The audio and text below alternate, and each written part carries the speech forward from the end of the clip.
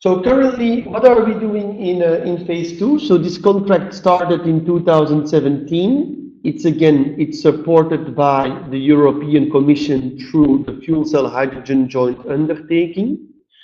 And the first goal that we had is to have more stakeholders involved as compared to phase 1. So we really built a large stakeholder platform. Secondly, we are translating all of the documents of what a scheme should look like into standard operating procedures, documents, etc., that will be shared with everybody.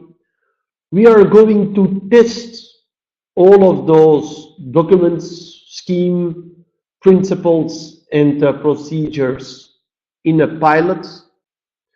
And then we're going to learn from that pilot and define what are the actions for an EU-wide deployment. Okay. So the consortium, it's the same as during CertifHy phase 1. It has been enforced by a company called GREXEL. GREXEL is making software that is being used by quite a lot of issuing bodies in different member states for the running of the registry. But they've also been key in the design of the European Electricity and Certification Scheme that's been acting through AEB. And this is basically the renewable electricity GO scheme as we know it today in Europe. And so they've been helping us, they've been helping creating that system. So they were also able to provide a lot of know-how. On top of that, they are also having products to run biomethane GOs schemes, and they're performing the role of an issuing body within different member states. So they're a good actor to reinforce our team. So what is our project about? So the first thing that we did was create a stakeholder platform. And because our focus remains to create consensus with everybody, we split up the platform in 4 working groups. Working group 1 are specialists on GO schemes and procedures. Working group 2 are typical hydrogen producers, both the incumbents as well as the new players.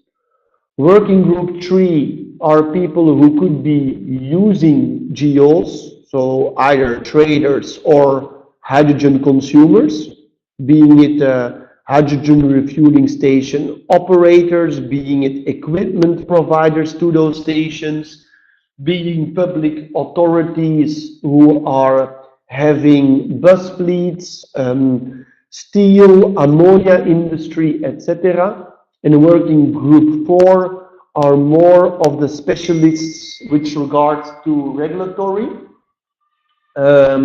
Because of course we need to ensure that whatever we do, it's in line with current regulation, for instance, the current Renewable Energy Directive, as well as with upcoming regulation. And I think everybody is aware of discussions that are taking place right now on the next phase of the Renewable Electricity Directive. Those are being discussed within Working Group 4. So that stakeholder platform will run till the end of the project. Work package 2 was all about specifying the production pilots, as well as preparing quite a lot of scheme documents. In the next slide, we'll go into detail. Then in work package 3, we've been preparing those pilots. That means that audits have happened into production plans. We are discussing the very normal questions, doubts, problems that are boiling up if you're doing such a thing for the very first time. And we are right now solving all of those problems. Whenever that's solved, the GOs will be created. In the meantime, an ICT registry has been adapted, and everybody in the stakeholder platform should already receive an invitation to create an account into our registry. So whenever the GOs will be issued, they will be ready for trading, and we're gonna run this pilot, so trading to be happening as soon as possible till the end of January 2019, which will allow us in the work package 4 time to plan for the potential rollout. Okay. So what are all of the scheme documents that we prepared? So first of all, the issuing criteria have been developed together with the hydrogen producers. For instance, how do we allocate carbon intensity of a production batch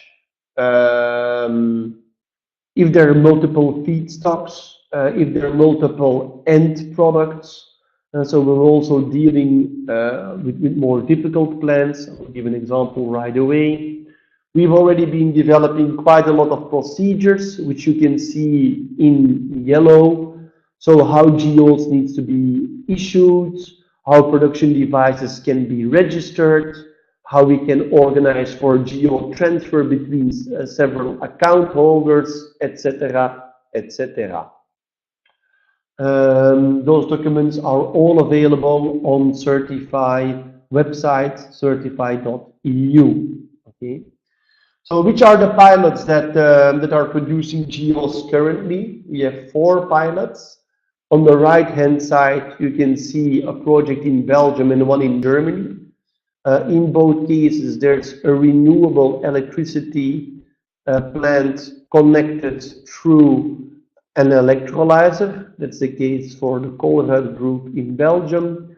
And in the case of Uniper in Falkenhagen, the electrolyzer is both grid connected as well as to a renewable electricity park.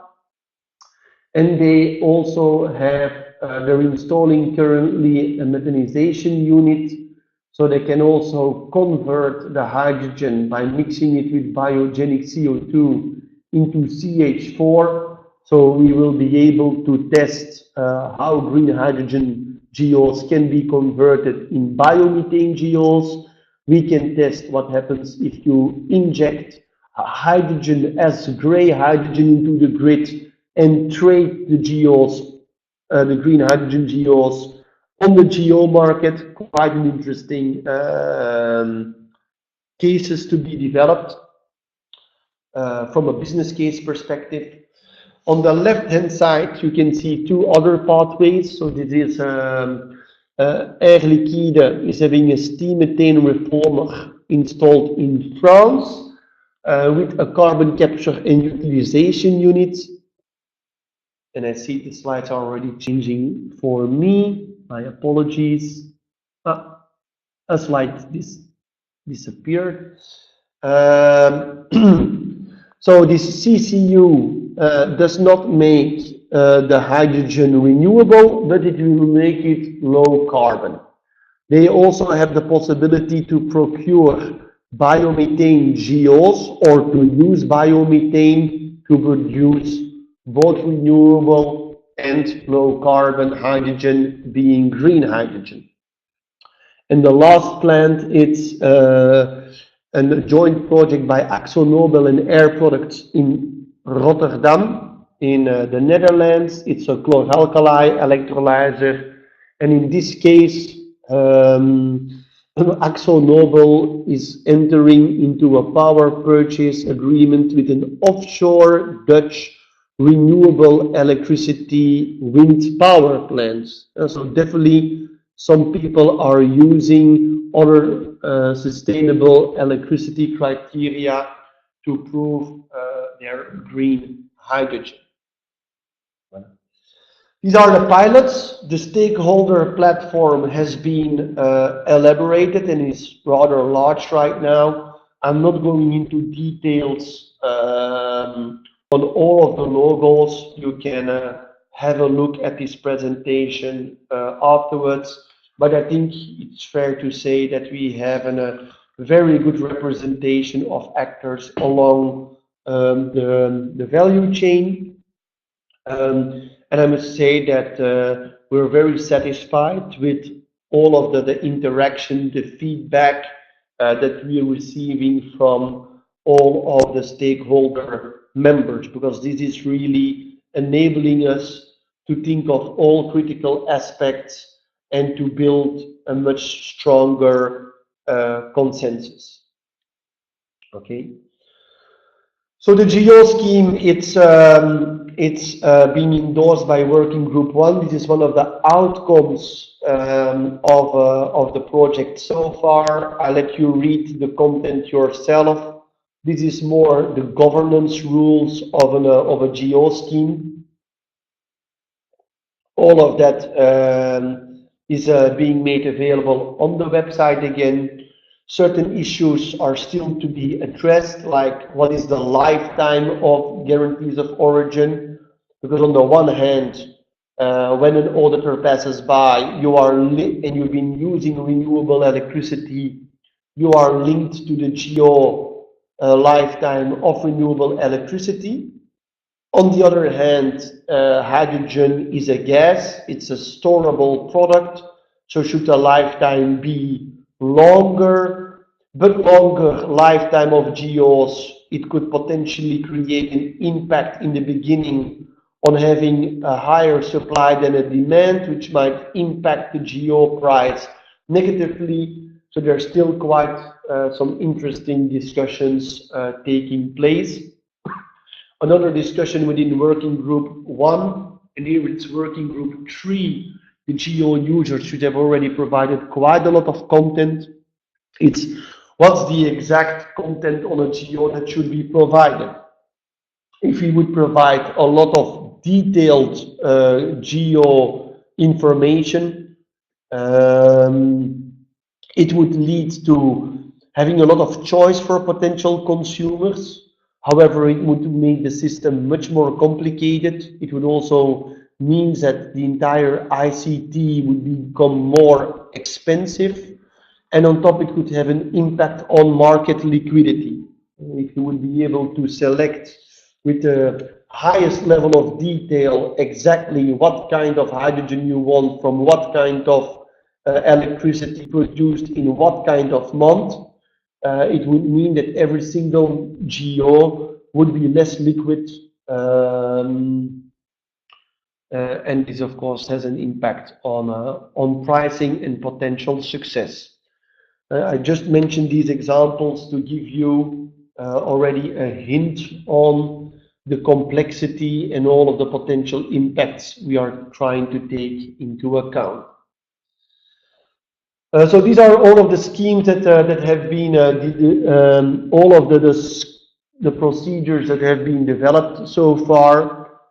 So you can also see that some of the procedures like sanctioning device holders or GEO correction have not been implemented yet because they've not been deemed crucial for the pilot phase. But towards the end of the project, of course, we need to come up with ideas. Okay. This is a very clear example of the procedures that we've been developing. This is, I think, a typical flow chart that we developed. And so we've been developing as well as part of the pilot preparation quite a lot of case studies with a brief description of the pilot plan, how many GEOs they are expected to issue during the pilot, a production process diagram, what is the exact device boundary, and then how we will apply the CertifHy criteria on past production, on a production batch level, etc.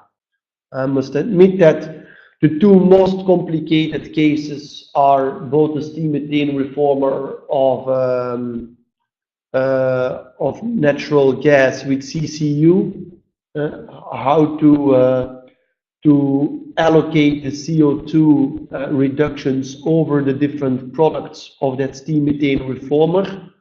Because it's a HICO unit, that means it's producing both hydrogen, CO, as well as heat, CO2, and steam. And in the case of a chlor-alkali process, we also need to determine an allocation key to allocate the CO2 to the different end products. And there typically are you going to use a mass balancing approach. Hydrogen is very light waste as compared to chlorine. You can also use energy-based allocation mechanisms. But what is the energy content of chlorine? This is the kind of discussions that we're having within working group 2 at the moment.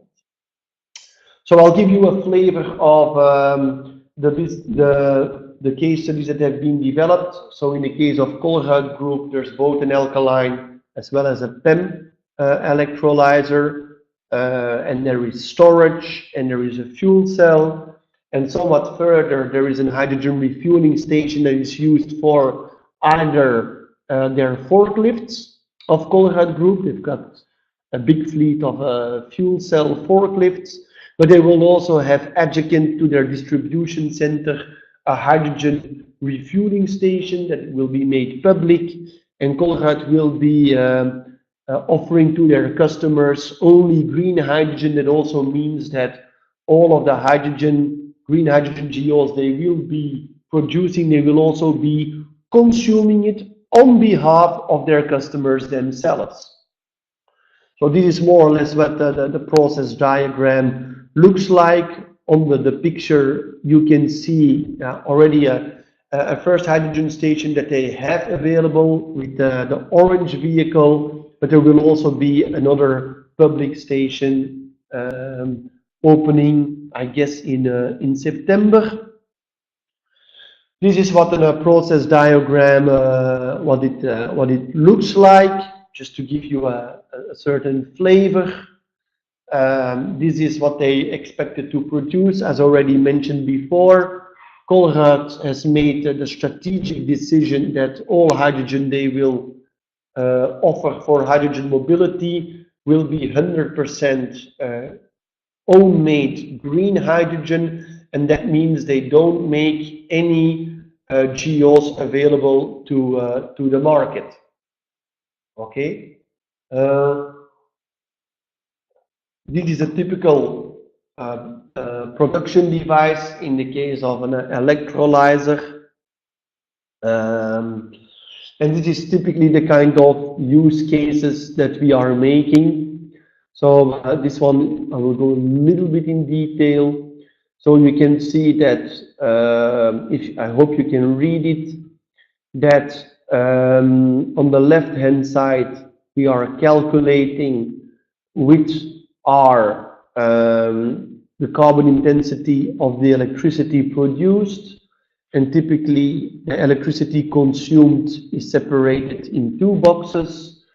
It's the electricity that's coming from the grid, or to be more exactly from your electricity supplier, minus the electricity with all of the GEO that has been purchased, and that determines the mix of electricity coming from your electricity supplier. And then the box below is all of the electricity that's been purchased in megawatt hour, together with the emission factor of that electricity. If you combine both aspects, you have the carbon content of your electricity, and if you divide that by all of the hydrogen that's produced, then you get the hydrogen footprint. Okay, this is a little bit simplified, but I think it explains in detail how it goes. Also, in view of time, we'll move on a little bit faster. So I will not go into detail on the Uniper case, saying that there is a power to hydrogen unit. I already mentioned there's also a methanization unit.